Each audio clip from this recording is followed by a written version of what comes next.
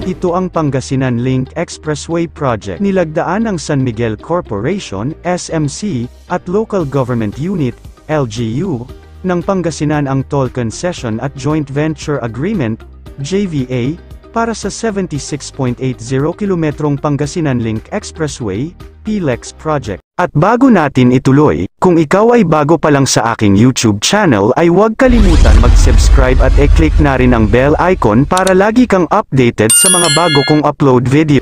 Ang Pangasinan Link Expressway, PLEX, kapag nakumpleto, ay lalong magpapabilis sa oras ng paglalakbay sa loob ng lupa patungo, mula at sa paligid ng Hilagang Luzon, sa lalawigan ng Pangasinan lamang, ang mga destinasyong panturista tulad ng 100 Islands at pati na rin ang mga pilgrim site tulad ng Our Lady of Manaoag Church ay magiging mas madaling mapupuntahan ng mga manlalakbay na namamalagi sa dating mga destinasyong nangangailangan ng mas maraming oras upang marating.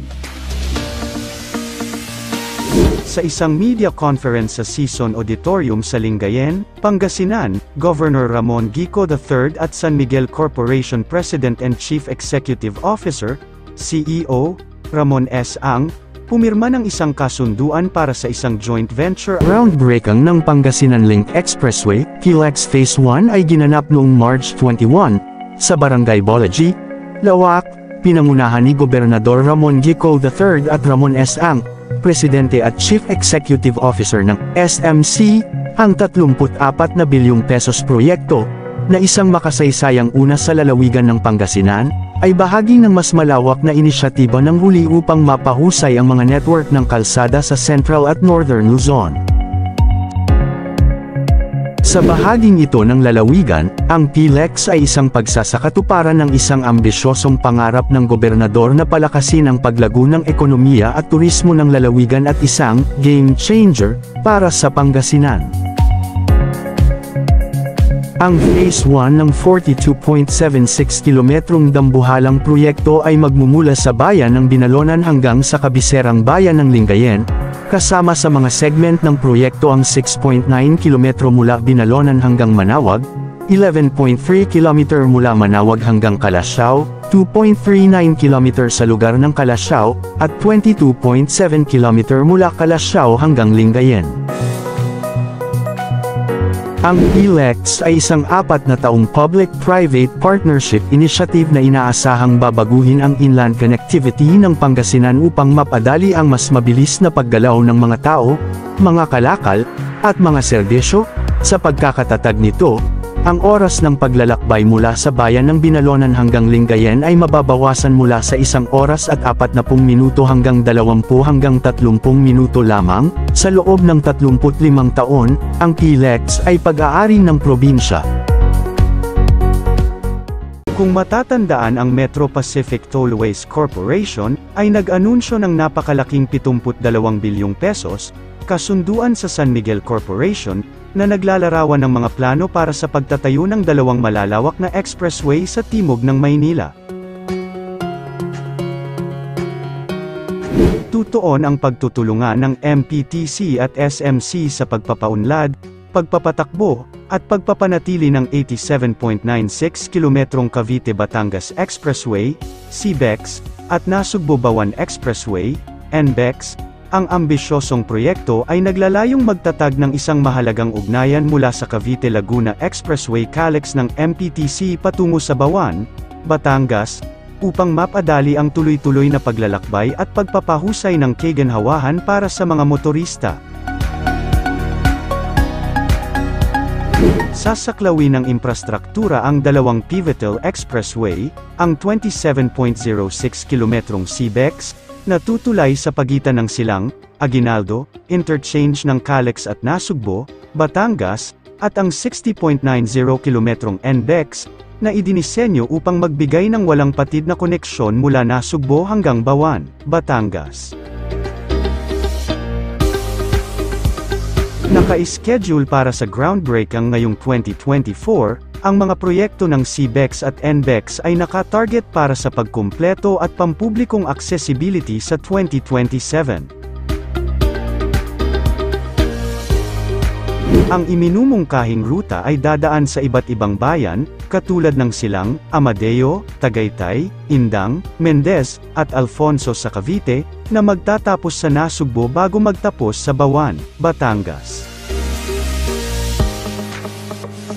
Samantala, ang pagtatayo ng proyekto ng Northern Access Link Expressway NALEX ay inaasahang magpapasigla sa pag-unlad sa mga baybaying bayan ng Pampanga.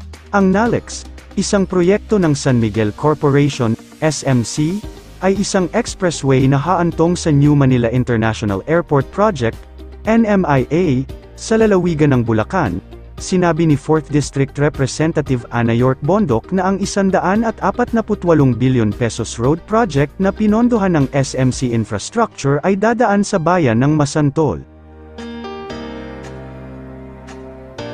Ang NALEX ay may dalawang yugto, Segment 1 na magbibigay ng koneksyon sa pagitan ng Metro Manila, New Manila International Airport at Central Luzon.